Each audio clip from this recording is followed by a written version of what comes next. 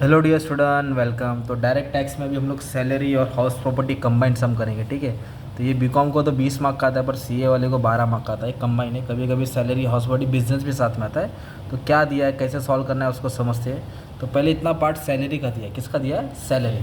तो पहले सैलरी को सॉल्व करते हैं, फिर नीचे हम लोग हाउस प्रॉपर्टी को सॉल्व करेंगे, फिर टोटल इनकम डिडक्शन आएगा ना। तो सैलरी, तो कभी भी सैलरी का सम सॉल्व करेंगे ना, तो सबसे पहले डिडक्शन लिख देने का। क्या लिख देने का? डिडक्शन। तो सैलरी में दो डिडक्शन आता है, एक तो प्रोफेशनल टैक्स होता है। क्या होता है? Professional tax, okay. और एक आता है स्टैंडर्ड डिडक्शन। क्या आता है? एक standard deduction, okay. Standard deduction कितना है सैलरी में, नाम लिख देने का, फिर बाद में अमाउंट डालता हो। तो इधर क्या बोला है, कौन है ये बंदा? विजय। विजय जोशी डायरेक्टर है। बाप रे बाप, डायरेक्टर बोले तो बड़ा आदमी, ठीक है। तो इसकी बेसिक सैलरी कितना दिया दोस्त? 4,80,000। कितना दिया बेसिक सैलरी? तो इधर लिखेंगे बेसिक सैलरी। क्या लिखेंगे इधर? Basic salary. कितना मिल रहा है उसको? 4,00,000 पर एनम, मतलब साल का ना। तो डायरेक्ट 4,80,000 लिख दिया। कितना लिख दिया है? 4,80,000। सिंपल। ये उसकी होगा बेसिक सैलरी। फिर बंटी को क्या मिल रहा है? DNS allowance. क्या मिल रहा है? सैलरी के साथ डीए बोलते हैं उसको। तो कितना मिला डीएनएस अलाउंस? 2,88,000 साल का। मंथ का रहता तो मल्टीप्लाई करते, मंथ का रहता तो क्या करते? मल्टीप्लाई। फिर एक्स ग्रेशियर रिसीव, मतलब ग्रेचुटी का जो अमाउंट था उसको, वो भी अमाउंट थोड़ा बहुत रिसीव हो गया, ओके। तो ये भी टैक्सेबल है, ये भी क्या है? टैक्सेबल है। तो कितना मिला एक्स ग्रेशिया? 1,20,000। कितना मिला? 1,20,000, है ना। फिर इसको क्या मिला? एरियर्स ऑफ सैलरी, जो पहले का सैलरी था, नॉन टैक्स अर्लियर, मतलब इस पर हिसाब नहीं हुआ था तो अभी हिसाब में आएगा। पहले का था, अब इसको हिसाब में लाने का। तो कितना एरियर्स ऑफ सैलरी? एरियर मतलब पेंडिंग था सैलरी, ठीक है। तो एरियर ऑफ सैलरी कितना मिला उसको? 30,000। कितना मिला? नॉट टैक्स अर्लियर, मतलब ये अपने को टैक्स लगाना पड़ेगा। फिर इसको हाउस रेंट अलाउंस मिला 72,000, जिसमें से एग्जाम बोला। क्या बोला है? एग्जाम। तो फिर इसको क्या करेंगे? ऐसे लिखना पड़ेगा। इधर लिखेंगे हाउस रेंट। क्या लिखेंगे? House rent allowance. कितना मिला? 72,000। तो उसमें से क्या करेंगे? एग्जाम करेंगे अपन। क्या करेंगे? एग्जाम, है ना। इधर बोला एग्जाम ना। तो 40,000 को कम कर देंगे तो बचेगा कितना, वो हिसाब में लाएंगे। 32,000। कितना आएगा? 32,000। फिर क्लब एक्सपेंस दिया है Vijay Joshi, of Vijay Joshi, paid by employer, मतलब उसका कंपनी ने भरा है। एम्प्लॉय भरा रहता तो नहीं आता, एम्प्लॉयर ने भरा है। किसने भरा है? कंपनी। तो वो भी आएगा क्लब एक्सपेंस। कितना दिया क्लब एक्सपेंस का? 7,500। फिर इसके बाद क्या बोला है? Professional tax deducted. डिडक्टेड बोले तो डिडक्शन में आता है। किस में आता है? डिडक्शन। तो कितना प्रोफेशनल टैक्स? 2,500। कितना दिया है? 2,500। तो इधर मैंने 2,500 डाल दिया ब्रैकेट में। और इधर दिया प्रोविडेंट फंड, ये डिडक्शन लास्ट में आएगा, 80C में आएगा भाई, एकदम लास्ट में आएगा। किधर आएगा?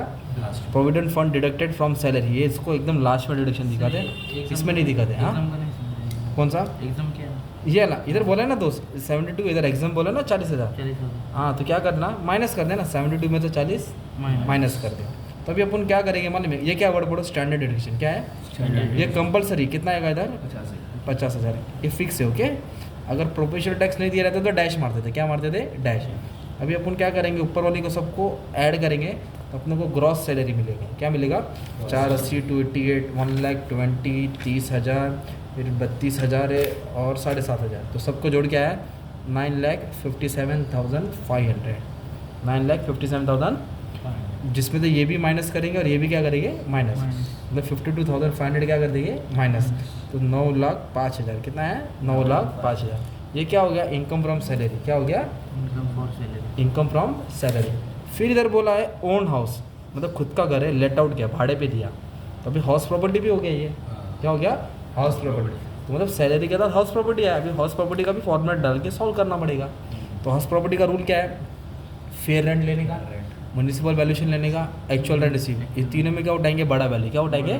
तो इधर क्या दिया अपने को? फेयर रेंट कितना दिया? 2,40,000। फेयर रेंट कितना दिया है? इतना रेंट होना चाहिए, साल का दिया है। और रेंट रिसीव, कितना रेंट मिला इसको? 2,50,000। कितना रेंट मिला? और म्यूनिसिपल वैल्यूशन नहीं दिया है। म्यूनिसिपल वैल्यूशन तो तीनों में बड़ा उठाएंगे तो उसको बोलेंगे ग्रॉस एनुअल वैल्यू। क्या बोलेंगे? तो कौन सा बड़ा तीनों में बड़ा? 2,50,000। कौन सा बड़ा है? 2,50,000, ओके। Gross annual value. फिर इसमें से क्या माइनस करेगा? Municipal tax paid. क्या माइनस करेगा? इधर दिया है टैक्स पेड। कितना पे किया है? 25,000। इधर बोला 5 ईयर, कभी का बोला? लास्ट ईयर का बोला। कभी का बोला है? तो जो भी लास्ट ईयर का रहेगा ना वो आएगा, आउटस्टैंडिंग नहीं आएगा। जो अनपेड है वो नहीं आएगा, लास्ट ईयर का आएगा। अगर 23-24 का बाकी रहता तो नहीं आता। मतलब पिछले साल का जितना भी पेड है वो लेने का, आउटस्टैंडिंग नहीं लेने का। म्यूनसिपल टैक्स में आउटस्टैंडिंग नहीं आएगा। तो 25 में 5 इंक्लूडेड, ठीक है। तो 25 ही क्या करेंगे, इसमें कम करेंगे। तो जो तीनों में बड़ा था उसमें तो म्यूनसिपल टैक्स पेड क्या करेंगे, माइनस, तो आएगा 2,25,000। कितना आएगा, 2,25,000। उसको इधर लिखेंगे, उसको बोलेंगे नेट एनुअल वैल्यू। क्या बोलेंगे, जैसे हमने ने सैलरी किया था डिडक्शन है ना, प्रोफेशनल टैक्स स्टैंडर्ड डिडक्शन, वैसे इधर भी डिडक्शन आता। तो पहले लिखेंगे स्टैंडर्ड डिडक्शन। क्या डालेंगे, स्टैंडर्ड डिडक्शन। तो हाउस प्रॉपर्टी में स्टैंडर्ड डिडक्शन कितना परसेंट है, 30%। किस पे, एनवी पे। और क्या आएगा, इंटरेस्ट ऑन लोन। क्या आएगा, इंटरेस्ट ऑन हाउस लोन, ये भी डिडक्शन में आता है, ठीक है, हमेशा याद करने का। तो पहले 30% किस पे निकालेंगे, 2,25,000 पे। 2,25,000 पे 30% निकालेंगे तो 67,500 कितना है, ठीक है। फिर उसके बाद इधर देखो ना, interest on borrowed loan for construction house property दिया है, तो दो दिया है, एक पेड दिया है और एक ड्यू दिया है, दोनों लेने का। इंटरेस्ट में दोनों आएगा, बस टैक्स में पेड आएगा। तो इंटरेस्ट कितना, दोनों 22 और 11 दोनों को ऐड करो, 33,000। कितना हो गया, 33,000, ठीक है। इधर लिख दिया 33,000। तो क्या करेंगे, 2,25,000 में तो दोनों क्या कर देंगे, माइनस करेंगे। 2,25,000 ये वैल्यू है ना नेट, इसमें से पहले स्टैंडर्ड डिडक्शन माइनस करो 67,500, फिर क्या माइनस करेंगे, 33,000 माइनस करेंगे, तो ये मिलेगा 1,24,500। क्या मिलेगा, ये तुम्हारा हो गया इनकम फ्रॉम हाउस प्रॉपर्टी। क्या हो गया, और ये क्या था, इनकम फ्रॉम सैलरी, और ये है हाउस प्रॉपर्टी। अभी इन दोनों को ऐड करेंगे ना तो अपने को मिलेगा टोटल इनकम। क्या मिलेगा दोस्त, टोटल इनकम। कितना टोटल इनकम है, 10,29,500। इसको और इसको ऐड किया तो टोटल इनकम हो गया ना। फिर डिडक्शन आता है अंडर चैप्टर 6A।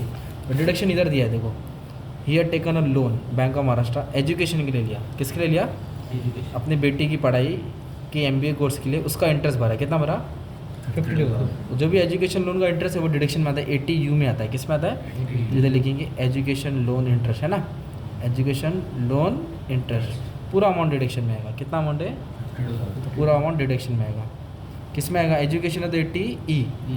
और एक डिडक्शन इधर दिया, देखो प्रोविडेंट फंड है ना, याद करो क्या दिया है, वो 80C में आएगा।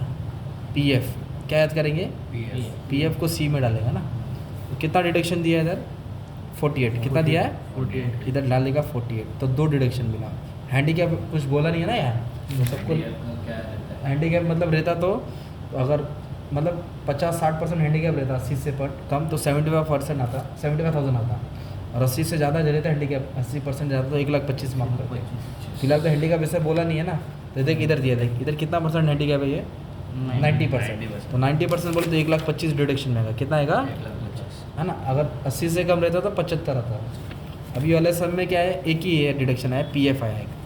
अभी दोनों को क्या करेंगे, ऐड करेंगे, तो ये 1,00,000 होगा। कितना आएगा, तो इसमें से क्या करना है, माइनस करना। दोनों डिडक्शन नहीं दिया रहता तो डायरेक्ट वो ये हाँ, पर क्वेश्चन में डिडक्शन आएगा ही आएगा, किधर ना किधर दिया रहेगा। और डिडक्शन कैसे पहचानेगा, अमाउंट पेड रहेगा, इन्वेस्टेड रहेगा, कंट्रीब्यूटेड रहेगा, डिपॉजिट रहेगा। इसमें अदर सोर्स नहीं दिया, क्या नहीं दिया, तो इसको इससे माइनस किया था, 9,29,000 है। कितना है, 9,29,000। तो इसके ऊपर इसको टैक्स देना पड़ेगा। टैक्स का स्लैब रिसीव्ड रहेगा तो other source, paid, invested, deducted, contributed, deposited, deduction. Deduction का लिस्ट है ना, वो याद करने का अपने को, ठीक है। तो एक सम था तुम्हारा, कौन सा वाला सम था वाले में, क्या सैलरी भी था, हाउस प्रॉपर्टी 20 मार्क का आता है BCom वाले को, बाकी लोग को 15 मार्क का आता है, CA वाले को 12 मार्क का आता है, ठीक है। चलो, थैंक यू वेरी मच।